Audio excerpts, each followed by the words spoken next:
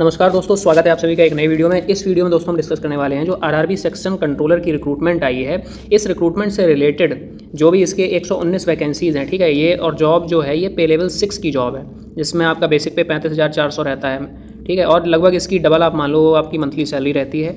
Railway की job है, permanent life time government job है ये, ठीक है। तो इस वीडियो में आगे हम इसके जो भी एलिजिबिलिटी क्राइटेरिया है, सिलेक्शन प्रोसेस है, क्या सिलेबस रहने वाला है, फॉर्म को ऐसे अप्लाई करना है, सैलरी कितनी मिलेगी और सब्जेक्ट कौन कौन से आपके एग्जाम में आते हैं, ये सारा कुछ डिस्कस करेंगे। तो आगे बढ़ने से पहले मैं आपसे रिक्वेस्ट करना चाहूँगा कि वीडियो को प्लीज़ लाइक करें और चैनल को सब्सक्राइब जरूर करें, ठीक है। न्यू क्रिएटर हूँ तो मुझे आपके सपोर्ट की बहुत ज़्यादा ज़रूरत है। चलिए आगे इस वीडियो में देखते हैं। जो इन्होंने दे रखा है कि रेलवे रिक्रूटमेंट बोर्ड्स यानी कि आरआरबीज जो हैं, इन्होंने वैकेंसी निकाली है सेक्शन कंट्रोलर की, ठीक है, जो कि टोटल 119 पोस्ट के लिए है और यहाँ पे सेंट्रलाइज्ड एम्प्लॉयमेंट है ये, ठीक है, यानी कि केंद्र सरकार की नौकरी है ये। टोटल जितने भी यहाँ पे पद आपको देखने को मिलेंगे, मिनिस्ट्री ऑफ रेलवे का इसमें आपका मिनिस्ट्री ऑफ रेलवे के अंडर में आप आते हैं, ठीक है। पे लेवल 6 की ये जॉब है जो कि बहुत ही बेहतरीन पे लेवल है। 15 जुलाई से फॉर्म इसके भरे जाने लगे हैं, यानी कि आज से इसके फॉर्म भरे जाने लगे हैं और 14 अगस्त तक यानी कि एक महीना आपके पास टाइम है। 14 अगस्त के पहले आप इसके लिए अप्लाई कर दें, ठीक है। इसकी अगर हम एज लिमिट की बात करते हैं तो 20 साल से 33 साल के कैंडिडेट्स जो भी हैं उन सभी के लिए अप्लाई कर सकते हैं वो लोग, चाहे वो महिला हों या पुरुष हों, सभी के लिए एलिजिबिलिटी यहाँ पे मैच करनी चाहिए। अब अगर हम इनकी बात करते हैं जो भी की हाईलाइट्स हैं इस नौकरी से रिलेटेड, तो पहली चीज़ तो जो रिक्रूटिंग बॉडी है वो आरआरबी है, जैसा कि मैंने आपको बताया, मिनिस्ट्री ऑफ रेलवेज़ के अंडर में आती है ये। और पोस्ट नेम जो है आपका वो सेक्शन कंट्रोलर रहने वाला है। टोटल वैकेंसीज़ जो है वो आपकी 119 वैकेंसीज़ हैं टोटल, ठीक है। आगे इसमें देखते हैं जो पे लेवल आपका है वो पे लेवल 6 है, यानी कि बेसिक पे आपका 35,400 है, यानी कि ये स्टार्टिंग बेसिक पे, यानी आप जब ज्वाइन होते हो तब आपको ये बेसिक पे जो मिलेगा और लगभग दोगुनी इसकी सैलरी मिलती है, ठीक है। रेलवे की जॉब बहुत ही अच्छी होती है क्योंकि इसमें अगर आपका ओवर टाइम लगता है तो ओवर टाइम भी बहुत ज़्यादा आपको मिलता है, ठीक है। आगे इसमें देखते हैं जो भी जॉब लोकेशंस हैं इन्होंने दे रखा है अक्रॉस इंडियन रेलवेज जोन, यानी कि ऑल इंडिया में जितने भी रेलवे के जोन हैं किसी भी जोन में आप अप्लाई कर सकते हैं और वहाँ पे आपकी जॉब लग सकती है। लास्ट डेट टू अप्लाई जो है वो 14 अगस्त है, यानी कि 14 अगस्त के पहले आपको इस फॉर्म के लिए अप्लाई कर देना है, तो बहुत ही ज़्यादा ध्यान रखेंगे इस चीज़ को। आगे इसमें बात करते हैं अगर वैकेंसी ब्रेकडाउन की, ठीक है, तो टोटल 119 वैकेंसीज़ हैं और यहाँ पे जो भी हमारे आरआरबीज़ हैं, जैसे अहमदाबाद आरआरबी जो है, अहमदाबाद के लिए 11 वैकेंसीज़ आई हैं, अजमेर के लिए 1 है, बेंगलुरु के लिए 8 हैं, भोपाल 6, भुवनेश्वर जो है वो 6, बिलासपुर आरआरबी के लिए 4 वैकेंसी है। जैसा कि मैंने आपको बताया ना, ऑल इंडिया जितनी भी हमारे आरआरबीज़ हैं उन सभी के लिए सेपरेट वैकेंसी निकली हुई है। चंडीगढ़ 6, चेन्नई 9, गोरखपुर 5, गुवाहाटी 1, कलकत्ता 8, मालदा 7, मुंबई 6, मुजफ्फरपुर 3, पटना 6, प्रयागराज 4, रांची में 14 हैं, बहुत ही ज़्यादा, रांची की सबसे ज़्यादा इसमें वैकेंसी है टोटल, ठीक है। और यहाँ पे जो आता है सिकंदराबाद होना चाहिए, यहाँ पे इसकी 5 हैं टोटल, सिलीगुड़ी जो है वो उसकी 5 है, ठीक है। तिरुवनंतपुरम जो है आरआरबी उसकी 4 वैकेंसीज़ हैं। तो जो भी इसका वैकेंसी ब्रेकडाउन है, यानी कि किस आरआरबी में कितनी वैकेंसी निकली हैं, तो आप अपने चॉइस के अकॉर्डिंग इसमें अप्लाई कर सकते हैं। आगे इसमें जो उन्होंने दे रखा है कि the category wise reservation across all RRB is given below, यानी कि कैटेगरी वाइज जो रिजर्वेशन होता है वो इन्होंने नीचे दे रखा है। और एक चीज़ बोल रखी है, जो एक्स सर्विसमैन है उनके लिए 5 पोस्ट रिजर्व करके रखी गई हैं, उन पोस्ट पर सिर्फ एक्स सर्विसमैन ही आ सकते हैं। तो कैटेगरी वाइज अगर हम बात करें तो अनरिजर्व कैटेगरी के लिए 50 वैकेंसीज़ हैं, ओबीसी जो नॉन क्रीमी लेयर के हैं उनके लिए 29 हैं, एससी के लिए 19, एसटी के लिए 12 और ईडब्ल्यूएस की 9 वैकेंसी हैं। इस हिसाब से टोटल 119 वैकेंसी यहाँ पे बनती हैं। आगे अगर हम इसमें बात करते हैं एलिजिबिलिटी क्राइटेरिया की, तो एलिजिबिलिटी क्राइटेरिया में आपका educational qualification and age criteria ये दोनों मैच करने चाहिए। तो पहले हम बात इसमें कर लेते हैं जो एजुकेशनल क्वालिफिकेशन आपका होना चाहिए इसमें।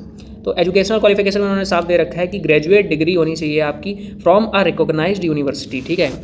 और एक बहुत इंपॉर्टेंट चीज़, एनी डिसिप्लिन, यानी कि किसी भी क्षेत्र में आपने बैचलर डिग्री कर रखी है, चाहे आपने बीए की हो, चाहे आपने बीएससी की हो, चाहे बीटेक की हो, चाहे बीसीए की हो, कोई भी आपने डिसिप्लिन चूज़ कर रखा हो, बस आपके पास एक ग्रेजुएट डिग्री होनी चाहिए तो आप इसमें अप्लाई कर सकते हैं। और इन्होंने बोला है कि candidates who are still awaiting their final result should not apply, यानी कि ऐसे कैंडिडेट्स जो फाइनल ईयर में हैं बट उनका अभी तक रिजल्ट नहीं आया है, ठीक है, फाइनल रिजल्ट जो है वो अभी तक नहीं आया है, वो अप्लाई इसमें नहीं कर सकते हैं। और 14 अगस्त के पहले अगर आ जाता है रिजल्ट तो आप उसमें अप्लाई कर सकते हैं, ये इन्होंने यहाँ पे छूट दे रखी है।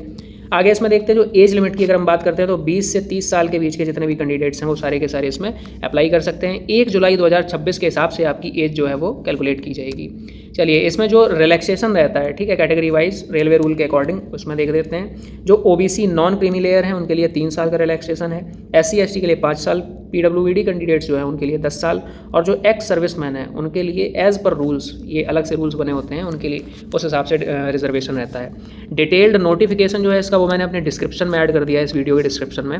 वहीं पे आपको ऑफिशियल नोटिफिकेशन का लिंक मिल जाएगा, और वहीं पे अप्लाई करने का जो लिंक है, अप्लाई लिंक जो है कि कहाँ से अप्लाई करना है, वो भी मैंने डिस्क्रिप्शन में ऐड कर दिया है, तो वहाँ से जाके आप चेक कर लें एक बार, ठीक है। चलिए आगे इसमें देखते हैं कि व्हाट इज़ द सैलरी, जो कि बहुत ही ज़्यादा किसी भी नौकरी का बहुत ज़्यादा इंपॉर्टेंट पार्ट होता है, वो है सैलरी, पैसा।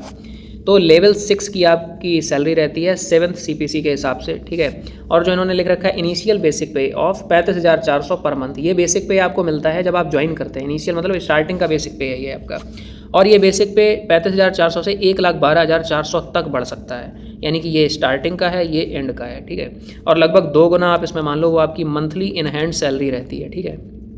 यानी कि 35,400 अगर हम बात करें तो 70,000 प्लस आपकी यहाँ पे सैलरी रहने वाली है। इन्होंने दे रखा है पे लेवल 6 स्टार्टिंग बेसिक पे 35,000 पर मंथ। अलाउंस जो है आपको इस सैलरी के अलावा अलाउंस भी मिलते हैं, जो DA है, ठीक है, HRA मिलता है आपको, TA यानी ट्रांसपोर्ट अलाउंस मिलता है, एंड यहाँ पे इन्होंने दे रखे हैं अदर एडमिजिबल बेनिफिट्स जो हैं, यानी कि बहुत सारे, रेलवे बहुत बेनिफिट्स देती है, जैसे मेडिकल बेनिफिट हो गया, ठीक है, ट्रैवलिंग बेनिफिट हो गया, ये सारे बेनिफिट्स जो हैं वो सारा रेलवे बहुत ज़्यादा देती है, तो बहुत ही बेहतरीन चीज़ है ये।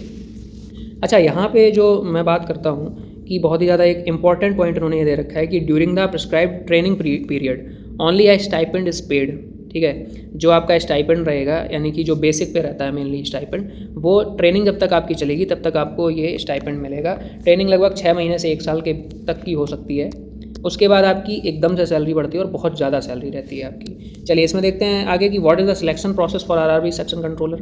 तो यहाँ पे 4 स्टेप में आपका सिलेक्शन होता है। पहला स्टेप जो दे रखा है वो कंप्यूटर बेस्ड टेस्ट यानी CBT है। ये है फर्स्ट स्क्रीनिंग एग्ज़ाम। इसको जब आप क्वालिफाई करते हैं तो सेकंड लेवल पे आप पहुंचते हैं, जो कि कंप्यूटर बेस्ड एप्टीट्यूड टेस्ट है, ठीक है, CBAT। ये एक साइकोलॉजिकल एप्टीट्यूड टेस्ट होता है कि भाई साइकोलॉजी आपकी किस लेवल की है वो चेक करने के लिए।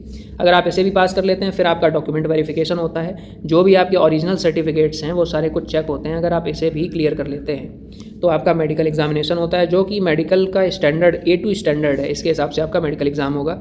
अगर आप उसको भी कर लेते हैं तो बधाई हो, आपकी जॉब लग चुकी है, आप सेक्शन कंट्रोलर बन चुके हैं।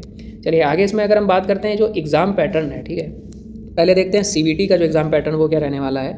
इसमें आपके 100 क्वेश्चन होंगे और 100 नंबर के, ठीक है। ये टोटल आपको ड्यूरेशन 120 मिनट मिलेगा, यानी कि 100 क्वेश्चन आपको 120 मिनट में करने हैं। बहुत ही बेहतरीन ड्यूरेशन है इसका। ऑब्जेक्टिव टाइप आपके सारे क्वेश्चन होंगे, ठीक है। यहाँ पे एक उन्होंने इंपॉर्टेंट पॉइंट दे रखा है कि नेगेटिव मार्किंग 1/3 की रहेगी आपकी, यानी कि 3 अगर आपके आंसर गलत हैं तो 1 सही वाले का भी नंबर कट जाएगा, ठीक है। तो अब यहाँ पे आगे देखते हैं कि जो सेक्शंस हैं इसमें क्या क्या सेक्शन रहने वाले हैं। जैसे एनालिटिकल एंड मैथमेटिकल कैपेबिलिटी के टोटल 60 क्वेश्चन रहेंगे। लॉजिकल कैपेबिलिटी है जो उसके 20 क्वेश्चन रहेंगे। लॉजिकल कैपेबिलिटी एक तरह से रीजनिंग का ही एक अलग तरह का पार्ट होता है, रीजनिंग नहीं होती है लेकिन रीजनिंग का ही एक अलग तरह से पार्ट होता है। मेंटल रीजनिंग जो है ये रीजनिंग है आपकी, इसके आपको टोटल 20 क्वेश्चन रहने वाले हैं यहाँ पे। और एक चीज़ उन्होंने दे रखी है यहाँ पे, minimum qualifying marks are 40% for EWS and unreserved candidates, यानी कि 40% जो है वो मिनिमम है UR और EWS के लिए, 30% OBC NCL और SC के लिए, और जो 25% नंबर है वो ST के लिए, कि इतने तो आपको लाने ही हैं पास होने के लिए। उसके बाद जो मेरिट बनेगी वो एक अलग चीज़ है। तो दोस्तों ना तो इसमें आप बात करें अगर GS की तो ना तो इसमें GS आ रही है, अगर आप बात करें इंग्लिश की तो ना तो इसमें इंग्लिश आ रही है। बहुत बेहतरीन एग्जाम है ये दोनों पार्ट को जोड़ के एक तरह से आप रीजनिंग समझ सकते हो, और ये मैथ है आपकी, यानी कि 2 सब्जेक्ट आपको अगर आते हैं तो आप नैया आपकी पार लग जाएगी इसमें। अगर हम बात करते हैं CBAT एग्ज़ाम की, ठीक है, जो कि CBT क्वालिफाई करने के बाद होता है, तो इन्होंने दे रखा है कि candidates equal to 8 times the vacancy हमारी टोटल 119 है, और इसका 8 टाइम्स जो होगा उसके बराबर कैंडिडेट्स जो होंगे वो सिलेक्ट यहाँ पे किए जाएंगे CBAT के लिए, ठीक है।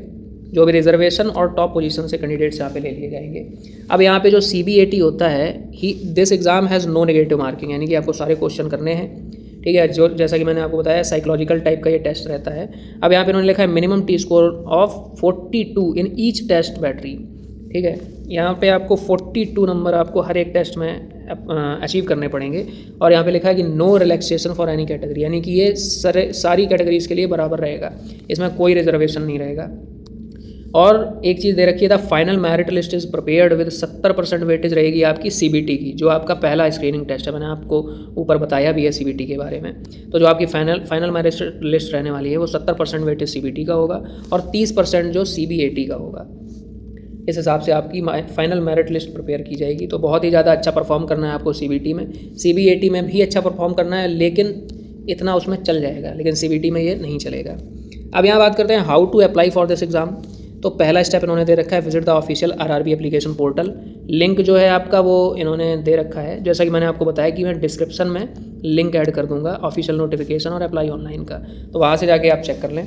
दूसरा इन्होंने पॉइंट दे रखा है create your account using your mobile number and email. ठीक है, तो पहले आपको RRB पे जाके अपना अकाउंट नंबर क्रिएट करना पड़ेगा, रजिस्टर करना पड़ेगा खुद को। थर्ड स्टेप यानी यहाँ पे इन्होंने दे रखा है कि fill the application form for your personal education and category details. तो लॉगिन करने के बाद आपका जो फॉर्म है वो आपको फिल करना है सारी डिटेल्स देने के बाद। चौथा स्टेप इन्होंने दे रखा है अपलोड योर लाइव फोटो। देखिए यहाँ पे लाइव फोटो अपलोड होती है, इसका बहुत ज़्यादा ध्यान रखें। ठीक है, आपके पास पहले से कोई रखी है वो अपलोड कर दी, ऐसा नहीं चलेगा।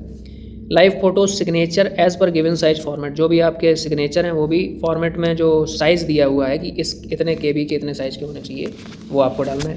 फिफ्थ स्टेप इन्होंने दे रखा है पे द एप्लीकेशन फ़ी ऑनलाइन। तो जो भी आपकी एप्लीकेशन फ़ी है उसको आपको पे करना है। और सिक्स्थ यानी लास्ट स्टेप है submit the form and download the confirmation page. ठीक है, फॉर्म को सबमिट करना है और जो आपका एप्लीकेशन पेज आ रहा है उसको डाउनलोड कर लेना है। अब यहाँ पे अगर मॉडिफिकेशन विंडो की बात करें तो वो 17 से 26 अगस्त तक यहाँ पे ओपन रहने वाली है। ठीक, हो सकता है भाई आपके फॉर्म में कुछ मॉडिफिकेशंस हो, आपको बाद में याद है कि भाई ये भी मुझे करना था, तो उसके लिए 17 अगस्त से 26 अगस्त तक मॉडिफिकेशन विंडो ओपन रहेगी। ठीक है, जो भी मॉडिफिकेशन फ़ी होती है उसको अप्लाई करके आप अपना ID में या फॉर्म में मॉडिफाई कर सकते हैं डिटेल्स को। चलिए अब हम बात करते हैं इसमें जो भी इंपॉर्टेंट डेट्स रहने वाली हैं RRB सेक्शन कंट्रोलर के लिए। जैसे नोटिफिकेशन जो रिलीज़ है वो 27 जून को ही रिलीज़ हो गया था। ऑनलाइन एप्लीकेशन जो स्टार्ट हुए हैं वो 15 जुलाई से हो चुके हैं। लास्ट डेट जो है वो 14 अगस्त है, इसका बहुत ज़्यादा ध्यान रखें, इसके पहले आपको अप्लाई कर देना है। लास्ट डेट जो है पेमेंट फ़ी की, कभी कभी होता है कि भाई हमने अप्लाई कर दिया, पेमेंट फंस गई, तो 16 तारीख तक आपकी पेमेंट क्लियर हो जानी चाहिए। ठीक है, मॉडिफिकेशन विंडो जो है वो 17 से 26 अगस्त के बीच में ओपन होगी। इसमें आपका जो भी मॉडिफिकेशन है वो आप मॉडिफाई कर सकते हैं। और यहाँ पे जो CBT का एग्ज़ाम डेट है वो टू बी अनाउंस्ड, यानी कि अभी तक डिसाइड नहीं हुआ है कि किस मंथ में CBT होना है, तो वो अनाउंस किया जाएगा बाद में। आगे इसमें अगर हम बात करते हैं एप्लीकेशन फ़ीस की कि भाई किसकी कितनी एप्लीकेशन फ़ीस रहने वाली है इस फॉर्म के लिए, तो जो जनरल OBC और EWS कैंडिडेट्स हैं उनके लिए 500 रुपये फ़ीस रहने वाली है। बाकी SC ST women PWBD and concession categories जितनी भी आती हैं उन सब के लिए 250 फीस रहेगी। ठीक, अब आगे इसमें देखते हैं जो भी इसेंशियल लिंक्स यहाँ पे इन्होंने दे रखे हैं। जैसे मैंने आपको बताया कि जो भी ऑफिशियल नोटिफिकेशन का लिंक है वो मैंने डिस्क्रिप्शन में ऐड कर रखा है। जो अप्लाई ऑनलाइन करने का लिंक है वो भी मैंने डिस्क्रिप्शन में ऐड कर रखा है। तो ये 2 लिंक मैंने ऐड कर रखे हैं जो कि बहुत ज़रूरी है। ठीक है, चलिए वीडियो अच्छा लगा हो तो प्लीज़ वीडियो को लाइक करें, चैनल को सब्सक्राइब करें। न्यू क्रिएटर हूँ, मुझे आप सभी के सपोर्ट की बहुत ज़रूरत है, तो प्लीज़ लाइक एंड सब्सक्राइब जरूर करें। मिलते हैं अगले वीडियो में, तब तक के लिए जय हिंद साथियों।